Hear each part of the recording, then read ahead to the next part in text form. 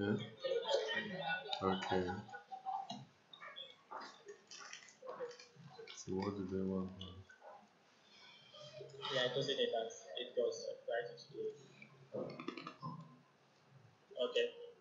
So I'm really sorry about the delay, but we will now call our partner and senior member, Professor Wale Adeba, to introduce Professor Omotoso.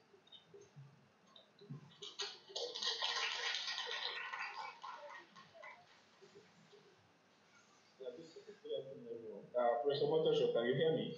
Yes, I can hear you. Thanks. Oh, good. Professor Omotoso is one of the most important scholars and public intellectuals of late 20th century, early 21st century Nigeria. Educated at King's College, Lagos, and the University of Ibadan, where he studied for a degree in Arabic and Islamic Studies and French. Professor Omotoso went to Edinburgh University in 1969 on a Commonwealth Scholarship for a doctorate on contemporary Arabic theatre and drama, looking into ritual and performance in cultures. During his studies, he had a second supervisor at the Center for Middle East Studies in Oxford, so he had the benefit of this university too as part of his education. And a third in the American University in Cairo.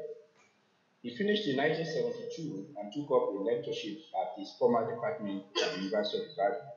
In 1976, he moved to the then University of Ife, now Obafemi University, Ile-Ife.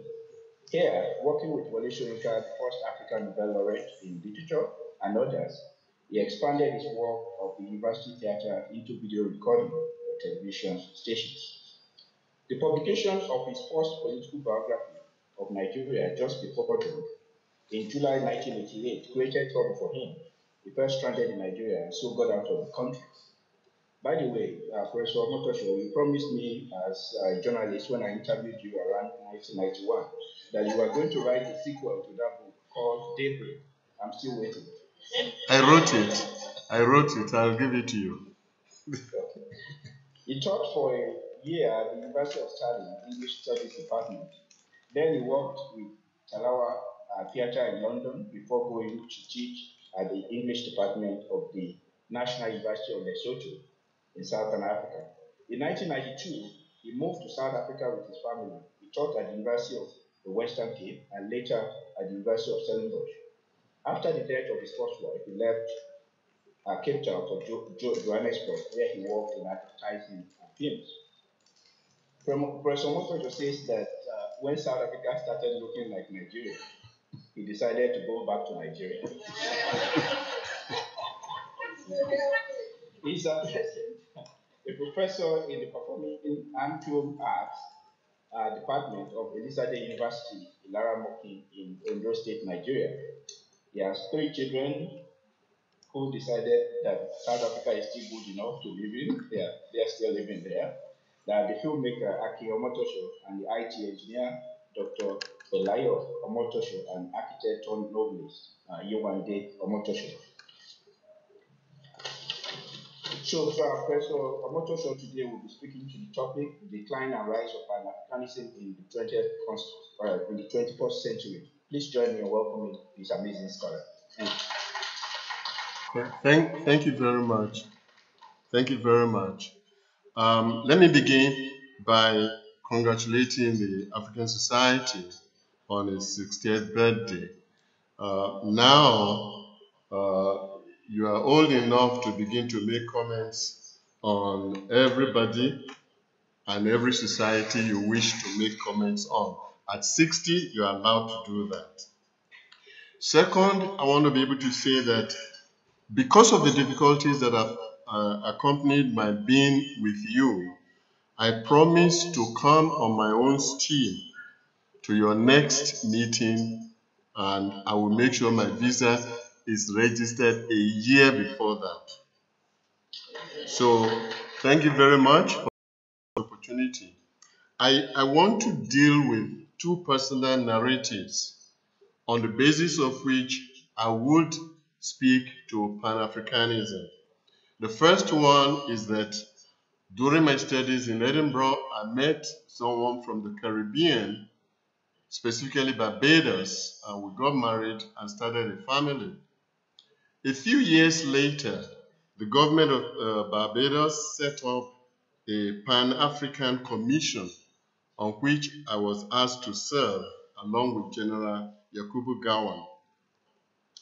As part of the Caribbean delegation to the UN Conference on Racism, which held in Durban, South Africa in 2001, the Caribbean delegation made a demand for reparation from the countries that benefited from slave trade and slave labor. The Caribbean delegation insists that the state-sponsored Pan-Africanism of African countries refused to support this demand for reparation. This refusal, according to Sir Ilara-mokin, who happens to be a former Vice Chancellor of the University of the West Indies and Chairman of CARICOM Reparation Committee. This refusal of African countries to support the Caribbean delegation has doused the enthusiasm of the Caribbean countries and peoples for Pan-Africanism.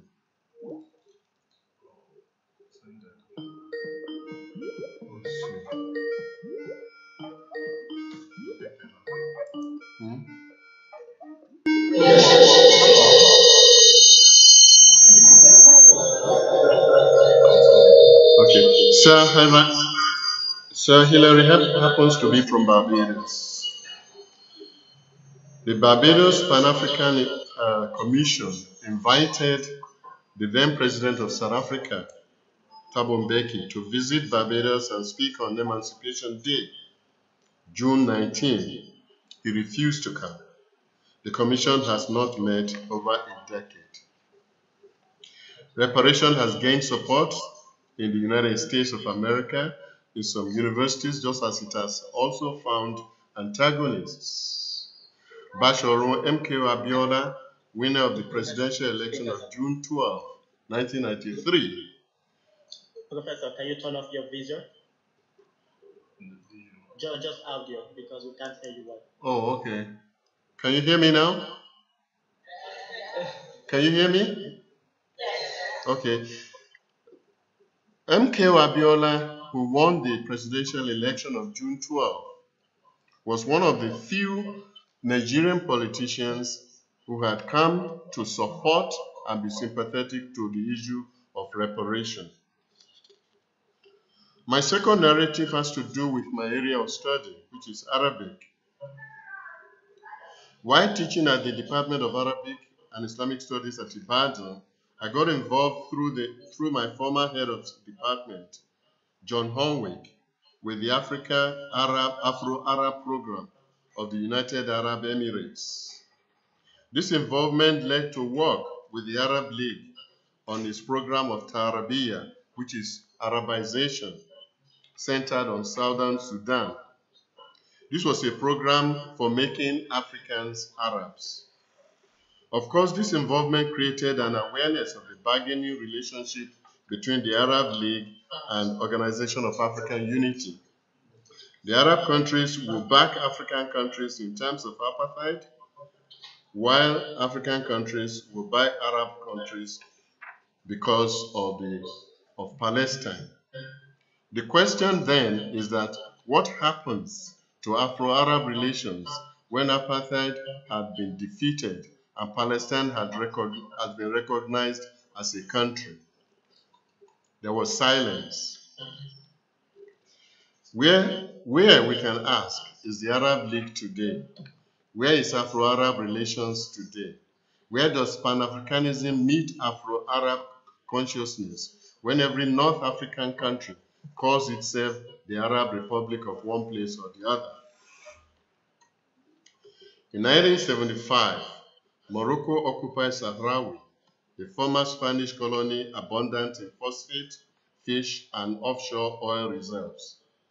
The Organization of African Unity objected to Morocco's occupation and recognized the Polisario as the representative of the people of Sahrawi. Morocco walked out of the Organization of African Unity. Last year, during the Africa Month launch given by the then president of South Africa, Jacob Zuma. I sat next to the representative of the Polisario and the Sahrawi Arab Republic in South Africa. I had traveled from Nigeria, where Morocco had been actively campaigning to be readmitted into the African Union. How come, I asked the comrade. Morocco has since been readmitted to the African Union against the protest of the Polisario Front. What is left of me now and my Afro-Arab adventures? What is left of Pan-Africanism after apartheid and the non-solution to the matter of the Palestinian state? In order to properly contemplate the fortunes of Pan-Africanism in the past and in the future, there is need to look at other pan movements, pan policies, and pan ideas. And I have listed this in my presentation, which members of the audience can look at. What is interesting is that the only pan anything that has survived into the 21st century is the Pan-American Pan-Americanism, which has survived into the 21st century. That survival has been because the United States of America took over the Pan-African Union in 1890 and made its headquarters in Washington, D.C. The governing body is made up of the U.S. Secretary of State and representatives of all American states. So, finally, we come to Pan-Africanism. The circumstances of the coming into being of the movement is too well known to bear repeating here. Suffice it to say that Pan-Africanism arrived with both a political and a cultural ideology. The political ideology insists on the political unity of the continent, the complete liberation of every country on the continent, and the affirmation of the cultural unity of the continent, as well as a continental government and a continental army. Political ideology used micronationalism to achieve the liberation of single nation states, inspired by their own micronationalism. Okay. After the achievement of independence of African countries, I'm sorry to yes, interrupt you, but the audio is too bad, so I think I would read the rest of your presentation. pardon me? Unfortunately, we can't hear you. Oh, okay. Yeah, we've been trying to follow with the text, but it's not working. So I think I will need to read the rest of. Okay. Can I just then conclude? Okay. My conclusion is basically that it is only through. Are you reading from the page? No, I'm not reading. Okay.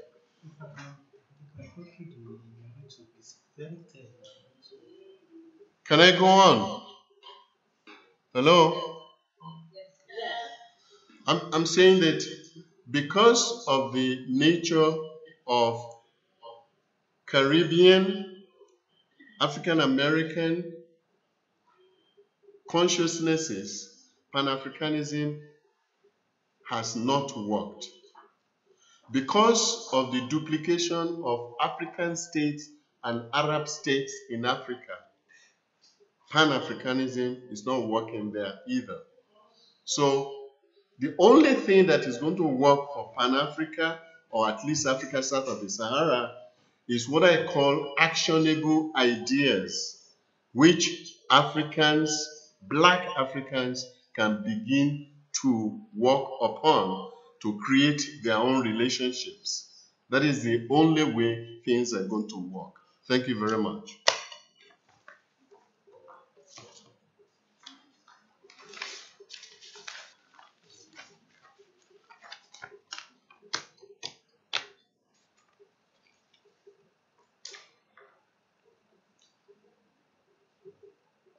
Okay.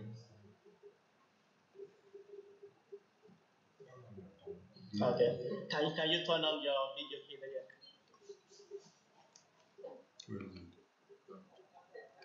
Yeah, so Professor Omotoso? Yes. Okay. So, yeah, just so you can. Please.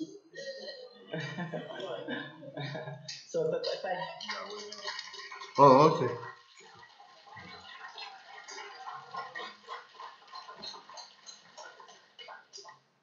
So I'm sorry for the quality that we couldn't make it work, but we will distribute your paper to everyone present. Okay. And they will be receiving their inboxes, and we are looking forward for your visits. Thank you very much. Thank you. Thank you. Thank you very